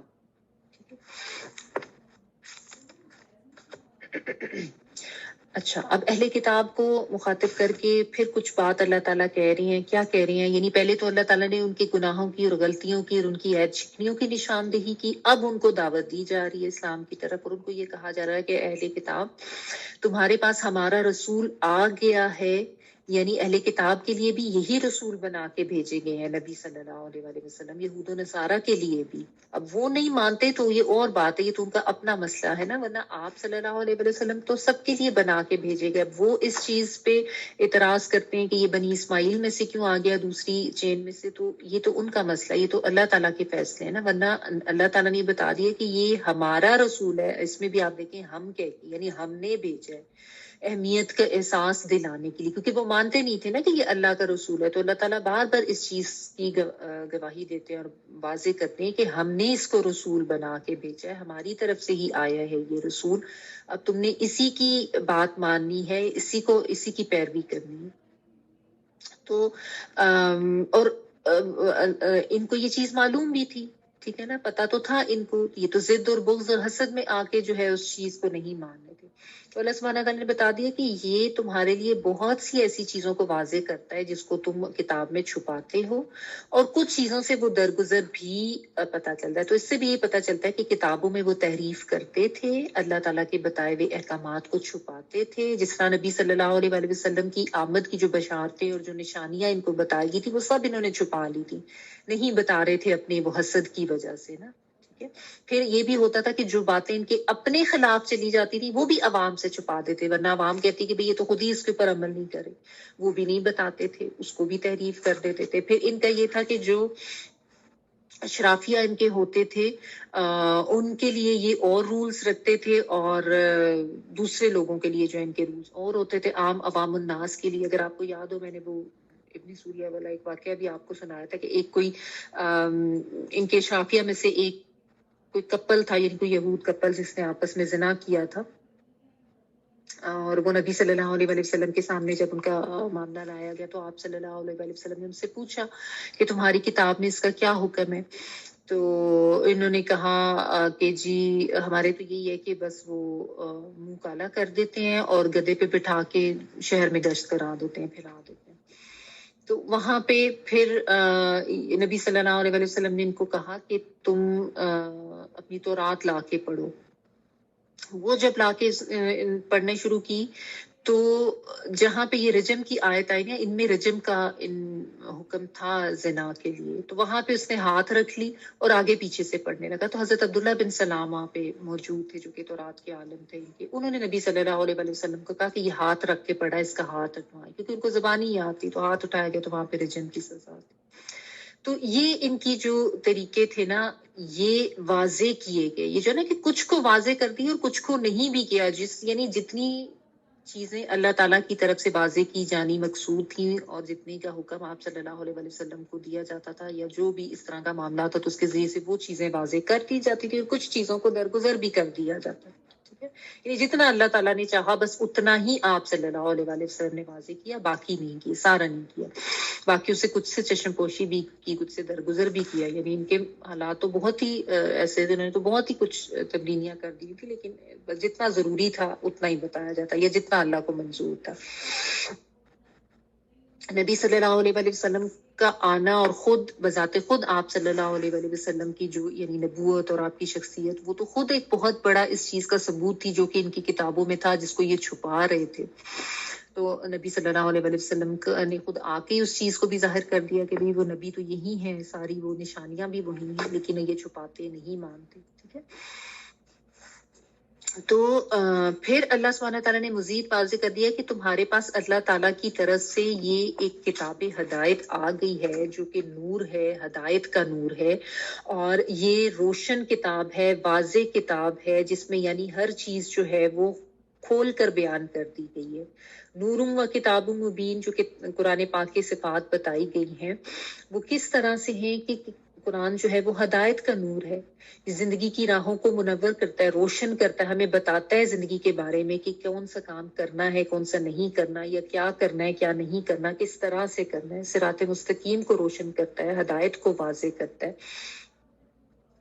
اور اس میں سب احکامات اتنے واضح کر کے بتا دیے گئے، اتنی اچھے طریقے سے بیان کر دیے گئے ہیں کہ کچھ بھی ایسے اس میں ابہام نہیں ہے، یہ کچھ ایسی چیزیں نہیں ہیں جو ہم کہیں کہ یہ ناقابل عمل ہے یا یہ سمجھ نہیں آ رہی یا ناقابل فہم ہے۔ پھر نبی صلی اللہ علیہ وسلم کو جو اللہ تعالیٰ نے ساتھ بھیجا کہ وہ بھی اسی لیے تھا کہ وہ اس کے اوپر خود عمل کر کے بتائیں۔ ٹھیک ہے نا، تو اللہ سبحانہ تعالیٰ کی طرف سے تو تمام حجت جو ہے وہ تمام کر دی گئی ہے کہ یہ اللہ تعالیٰ نے یہ کہہ رہے کہ تمہارے پاس اب میرا یہ رسول آ گیا، اس پہ ایمان لے آؤ، اس کے مانو، اور اس کے اوپر جو کتاب بھیجی گئی ہے وہ نور بھی ہے اور وہ کتاب مبین بھی ہے، اسی کو لے کے چلو، اسی کو پڑھو، اسی کو سمجھو گے تو تمہارے لیے فائدہ ہے، اس کے علاوہ اب اور کچھ قابل قبول نہیں۔ اچھا، اس میں یہاں پہ ایک نقطہ یہ سمجھ لیں کہ یہ جو اصل میں آیت ہے نا، اس میں جو نور و کتاب مبین ہے نا، اس میں اکثر لوگوں نے نور جو ہے وہ نبی صلی اللہ علیہ وسلم کو لیا ہے، اور اس کے ذریعے وہی جو ہمارے یہاں جو کچھ لوگوں کی جو بریلوی حضرات ہیں ان کا ایک وہ کانسیپٹ ہے نا کہ نبی صلی اللہ علیہ وسلم جو ہے وہ نور ہیں، اور اس کانسیپٹ پہ پھر وہ اس طریقے سے جمے ہوئے ہیں کہ اس کی بہت غلط جو ہے وہ تعبیر وہ کرتے ہیں۔ تو انہوں نے نا اسی آیت سے وہ لیتے ہیں کہ یہ دیکھیں یہاں پہ جو ہے نبی کو نور کہا گیا، حالانکہ آیت کے شروع میں نبی صلی اللہ علیہ وسلم کا ذکر کر کے ان کے بارے میں بتا دیا گیا کہ وہ ہمارے رسول ہیں، تمہاری طرف بھیجے گئے ہیں، اور بیان کرتے ہیں۔ دونوں صفات قرآن مجید کی ہی ہیں، اور اس میں واو جو بیچ میں آ رہا ہے، نور و کتاب مبین، یہ واو تفسیریہ ہے بیسیکلی، یعنی ایک چیز کی تفسیر یا وضاحت کے لیے جب دوسرا لفظ ویسا ہی آ جاتا ہے تو یہ وہ والا واو ہے۔ ٹھیک ہے، یہ عطفیہ نہیں ہے، یعنی ایک نور ہے اور ایک کتاب ہے اور کے معنوں والے، جس طرح ہم بات کرتے ہوئے نہیں کہتے ظلم و جبر मोहब्बत और शफकत, एक ही वर्ड को एक्सप्लेन करने के लिए हम दूसरा वर्ड साथ लगा देते हैं, लेकिन वो एक ही चीज को बयान कर रहा होता है ना। तो यहाँ पे ये चीज समझने की है कि यहाँ पे नूर से मुराद नबी सल्लल्लाहु अलैहि वसल्लम नहीं है। अगर नूर से मुराद नबी सल्लल्लाहु अलैहि वसल्लम ले भी लें तो उससे मुराद भी नूर हदायत ही होगा कि आप सल्लल्लाहु अलैहि वसल्लम जो है वो अल्लाह ताला की तरफ से ऐसी हस्ती भेजे गए हम लोगों के लिए जिसने हमारे लिए हदायत के रास्तों को रोशन किया। तो हदायत के नूर के तौर पर लें तो ठीक है, सही है। जिस तरह एक जगह पे सिराजुल मुनीर कुरान मजीद में नबी सल्लल्लाहु अलैहि वसल्लम को रोशन चिराग कहा गया ना, वो भी उसकी मुराद ये है कि आप सल्लल्लाहु अलैहि वसल्लम ने, आपके अमाल ऐसे थे, आपकी तालीमात ऐसी थी जिनकी रोशनी से हम सब ने हदायत पाई है, तो आप हमारे लिए एक नूर का मीनार बन गए। वो उस लिहाज से तो ठीक है, लेकिन इससे मुराद आपकी जात नहीं है, आपकी तालीमात हैं या आपका वो कि अमाल है जिसकी वजह से हमारे तक ये हदायत का नूर पहुंचा है। मानवी तौर पर आप उसको ले सकते हैं, ठीक है ना। लेकिन हमारे यहाँ जो है ना, जो ये कॉन्सेप्ट है ना बाज लोगों का कि वो अल्लाह का नूर करार देते हैं, ठीक है, और उसके बाद फिर मजीद आगे बढ़ जाते हैं कि वो अल्लाह का हिस्सा ही करार दे देते हैं। नाउज़ुबिल्लाह, सुबह नाउज़ुबिल्लाह, ये चीज भी जरा समझने की, ठीक है। जो हमारे यहाँ कुछ जो तबके हैं ना, उन्होंने भी नबी सल्लल्लाहु अलैहि वसल्लम की मोहब्बत में आके बहुत ज्यादा गुल्फ कर लिए, बहुत ज्यादा गुल्फ का शिकार हो गए, और वो भी नबी सल्लल्लाहु अलैहि वसल्लम को बशर मानने से कासिर हैं। बिल्कुल नहीं मानते हैं नबी सल्लल्लाहु अलैहि वसल्लम के वो कोई इंसान थे। वो कहते हैं वो नूर थे, वो अल्लाह का हिस्सा थे, वो इंसान नहीं थे। और इतनी अजीब अजीब बातें हैं, उन लोगों के कॉन्सेप्ट इतने अजीब अजीब हैं कि जैसा आपने भी शायद सुना होगा कि एक दफा हजरत आयशा रज़ी अल्लाह ताला अन्हा जो थी, उनकी सुई गुम हो गई और उनको मिल नहीं रही थी। तो नबी सल्लल्लाहु अलैहि वसल्लम आए तो उनका चेहरा ऐसे इतना रोशन था कि उसकी रोशनी से उनको जो है वो मिल गई थी सुई। और बाज लोग ये भी कहते हैं कि सूरज से ज्यादा रोशन था आप सल्लल्लाहु अलैहि वसल्लम का चेहरा, मतलब एक्चुअल मीनिंग में उसको लेते हैं। तो ये जो चीजें ना, ये गुल्फ का शिकार होना है या ये गलत बात करने के मुतरादिफ है। और इस तरह का नूर वो नहीं थे कि वो, और वो कहते हैं कि वो बशर नहीं थे, वो इंसान नहीं थे ना, तो ये चीज गलत है। हालांकि बल्कि उसमें भी जो वो एक आयत है ना सूरत अल कहफ की जो है कि नहीं हूं मैं मगर तुम्हारे जैसा इंसान हो, मेरी तरफ वही की जाती है, उसका भी वो जो बात जो मैं आपको कह रही थी ना, एक मानवी तहरीफ वो कर लेते हैं कि वो अपनी तरफ से उसको बताते हैं। बिल्कुल आखिरी जो आयत है सूरत अल कहफ की, वो कहते हैं कि देखिए ये तो खुद कह रहे हैं कि मैं तुम्हारी तरह का इंसान नहीं हूँ, यानी मैं इंसान नहीं हूँ। तो ये भी जो है ना मानवी तहरीफ में ही आ जाता है। अल्लाह ताला ने नबी सल्लल्लाहु अलैहि वसल्लम को अब्द, रसूल और बशर, ये सब खुद अल्लाह ताला ने कहा है। तमाम अंबिया के बारे में यही आया कि वो अल्लाह के बंदे थे, अल्लाह के रसूल थे। वैसे ही अल्लाह ताला ने नबी सल्लल्लाहु अलैहि वसल्लम को बना के भेजा, बस आप खातमुन नबीयीन थे, ठीक है ना। और फिर ये कि किताब के लिए नूर का वर्ड और जगहों पर भी यूज हुआ है, कुरान मजीद के लिए भी सूरत अत-तगाबुन में भी आता है, फ़आमिनु बिल्लाहि व रसूलिही व नूरिल लज़ी अंज़लना, जो हमने नाजिल किया, ठीक है। फिर इसी तरह दीगर जो किताबें आसमानी हैं उनके लिए भी, तो जिस तरह इन्ना अंज़लना तौरात फीहा नूरन फीहा हुदन व नूर, सूरत अल माइदा में आप पढ़ेंगे आगे, ठीक है। व आतैनाहुल इंजीला फीही हुदन व नूर, ये भी सूरत अल माइदा में। तो इंजील और तौरात के लिए भी अल्लाह ताला ने हिदायत और नूर का वर्ड यूज किया है, तो लेकिन वो मानवी मायनों में। इसी तरह कुरान के लिए भी नूर कहा गया है कि वो हिदायत का नूर है, या नबी सल्लल्लाहु अलैहि वसल्लम भी हिदायत का नूर थे, उस लिहाज से तो ठीक है। लेकिन उसको इस तरह का बयान करना और फिर उसमें गलत कॉन्सेप्ट्स ले लेना, ये चीज गलत है। इसको समझने की जरूरत है। और इसमें जो है ना, इस किस्म के गुल्फ का शिकार होना, ये भी शिर्क में पड़ जाने वाली बात है ना, हमारे लोग समझते नहीं। और उसके लिए आप देखें जो अगली आयत है ना, अगर आप उससे भी उसको देख लें, यहदी बिहिल्लाहु मन इत्तबा रिदवानहु सुबुल सलाम युखरिजुहुम मिनज़ ज़ुलुमाति इलन नूरि बिइज़्निहि व यहदीहिम इला सिरातिन मुस्तक़ीम।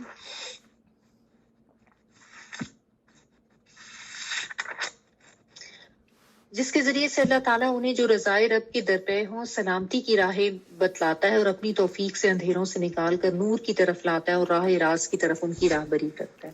اس کا اگر آپ لفظی ترجمہ دیکھیں نا، یہدی وہ ہدایت دیتا ہے بیہ اللہ، ساتھ اس کے اللہ تعالیٰ، یعنی اللہ تعالیٰ. اب اس میں دیکھیں ہی کی ضمیر آئی ہے، ہی جو ہے وہ سنگل کے لیے یوز ہوتا ہے نا، یعنی ایک چیز کے لیے. تو وہ ایک چیز کون سی ہے جس کا پچھلی آیت میں ذکر ہے؟ وہ کتاب مبین یعنی قرآن مجید ہے کہ اللہ تعالیٰ اس کے ذریعے سے لوگوں کو ہدایت دیتا ہے. اگر نور اور کتاب دو علیحدہ علیحدہ ہوتے، یعنی یہ واو تفسیریہ نہ ہوتا، نور سے مراد نبی صلی اللہ علیہ وآلہ وسلم ہوتے اور کتاب سے مراد قرآن مجید، دو علیحدہ علیحدہ چیزیں لی جاتی، تو پھر یہاں پہ کیا آتا ہے؟ یہدی بہما، پھر تسنیہ کا صیغہ آتا ہے. یہ تو اب آپ کو اتنا تو سمجھ آ چکی ہے نا، واحد تسنیہ اور جمع کا صیغہ. لیکن یہاں پہ سنگل میں ہی بات ہو رہی ہے، تو اس کا مطلب ہے ایک کتاب قرآن مجید کے ہی لیے نور کے بھی لفظ آیا ہے اور کتاب مبین کا بھی لفظ آیا ہے. ٹھیک ہے. تو یہ بھی ایک اس کا یعنی ریزن ایک اس طرح سے بھی مل جاتی ہے کہ پیچھے جو ذکر آ رہا ہے وہ کتاب کا ہی ذکر آ رہا ہے. تو یہ جو اس قسم کے غلط کانسیپٹس رکھنے والے ہیں ان کو بھی ذرا تھوڑا سا اس کے اوپر سوچنے کی ضرورت ہے کہ، اور خام قرآن میں بھی جو معنوی تعریف ہے نا، وہ قل انما انا بشر مثلکم یوحی الیہ، یہ والی آیت ہے سورۃ الکہف کی لاسٹ جو آیت ہے. اس میں وہ جو ہے نا ماں کو نافیہ بنا دیتے ہیں بلا وجہ کی، بس اپنے کانسیپٹ کی تعویل کرنے کے لیے کہ وہ نور من نور اللہ ان کو کہنا چاہتے ہیں نا. اور وہ عقیدہ اتنا ان میں پختہ ہو گیا ہے، اتنا شرکیہ عقیدہ کہ وہ اس سے ہٹتے ہی نہیں ہے. کوئی کہتا ہے جی آپ کا سایہ نہیں تھا، کوئی کہتا ہے جی آپ کا اس طرح کا چہرہ روشن تھا کہ بس سورج سے زیادہ روشنی پہ تو مکہ مدینہ میں رات ہی نہیں ہونی چاہیے تھی. مطلب ایک تھوڑی سی فہم کی بات ہے نا کہ وہ اتنے پکے ہیں نا اپنے اس پہ. بات وہی ہوتی ہے کہ جب انسان اس طرح کے کسی جو پہلے سے اس کے بنائے ہوئے خیالات اور عقائد ہوتے ہیں ان پہ اتنا پختہ ہو کہ وہ جب قرآن کو پڑھتا ہے نا تو وہ قرآن کی آیات سے بھی صرف فائدہ لینے کی بجائے اپنے ان عقائد کی تعویلات ہی کر رہا ہوتا ہے جو ان لوگوں نے کیا ہے، جو ہمارے یہاں اکثر جو فرقے ہیں. ٹھیک ہے. حالانکہ قرآن مجید تو واضح ہدایت ہے سب کے لیے، لیکن اس کے لیے ضروری ہے نا کہ آپ دلوں میں گنجائش رکھ کے اس کو پڑھیں. اپنے پہلے سے جو بنائے ہوئے عقائد ہیں اس کو لے کے اور ان کی تعویلات ڈھونڈنے کے لیے قرآن مجید کو نہ پڑھیں، ورنہ تو پھر وہی ہوگا کہ آپ ہدایت تو نہیں پائیں گے، آپ کو اپنی مرضی کی ایک تعویل ہی ملے گی، ہدایت تو نہیں ملے گی. تو قرآن مجید کو جب پڑھنا ہے نا تو کھلے دل کے ساتھ، کھلے ذہن کے ساتھ اور ہدایت کی طلب کے ساتھ پڑھنا ہے، ہدایت کی تڑپ کے ساتھ پڑھنا ہے کہ واقعی میں اس سے سیکھنا چاہ رہا ہوں. اس لیے دعا بھی ہونی چاہیے کہ ہم نے اس سے سیکھنا.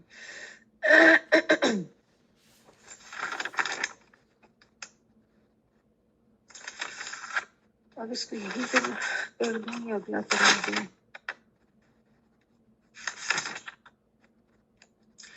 اچھا ٹائم ہو گیا. اب اگلی آیت جو ہے نا یہ قرآن مجید کے حوالے سے اس کو ہم انشاءاللہ تعالیٰ نیکسٹ ویک کر لیں گے. میں نے ابھی آپ کو اس کا صرف اتنا سا بتا دیا کہ یہاں پہ بھی جو ہے وہ کس وجہ سے آیا ہے، کیونکہ اس میں بھی ذرا ڈیٹیلز آ جاتی ہیں تو پھر لیٹ کافی ہو جائے گا. تو ہم ابھی جو ہے نا آیت نمبر 15 تک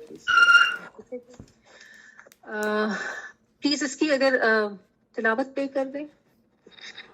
فبما نقضهم ميثاقهم لعناهم وجعلنا قلوبهم قاسية يحرفون الكلم عن مواضعه ونسوا حظا مما ذكروا به ولا تزال تطلع على خائنة منهم إلا قليلا منهم فاعف عنهم واصفح إن الله يحب المحسنين.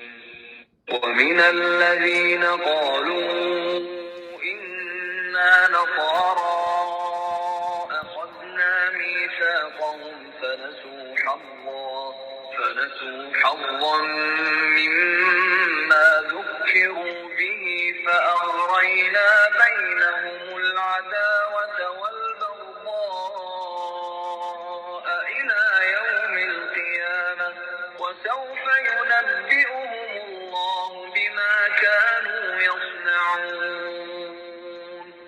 يا أهل الكتاب قد جاءكم رسولنا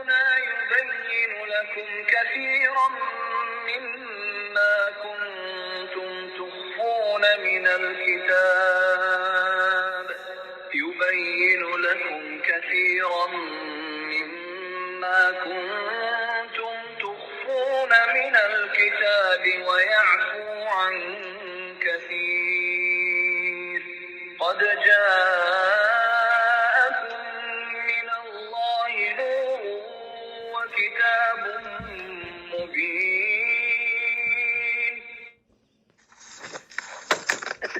سبحانك اللهم وبحمدك نشهد ان لا اله الا انت نستغفرك ونتوب اليك. سبحان ربك رب العزة عما يصفون وسلام على المرسلين والحمد لله رب العالمين. بارك الله لي ولكم في القرآن العظيم ونفعني وإياكم بالآيات وذكر الحكيم. دعا کر لیجیے. کل بھی میں نے آپ کو کہا تھا وہ مسرمہ میاں عالیہ باجی کی جو مدر ہیں ان کے لیے ضرور دعا کرتے ہیں. راشدہ نام ہے. اللہ تعالیٰ اپنا رحم فرمائے. ٹھیک ہے.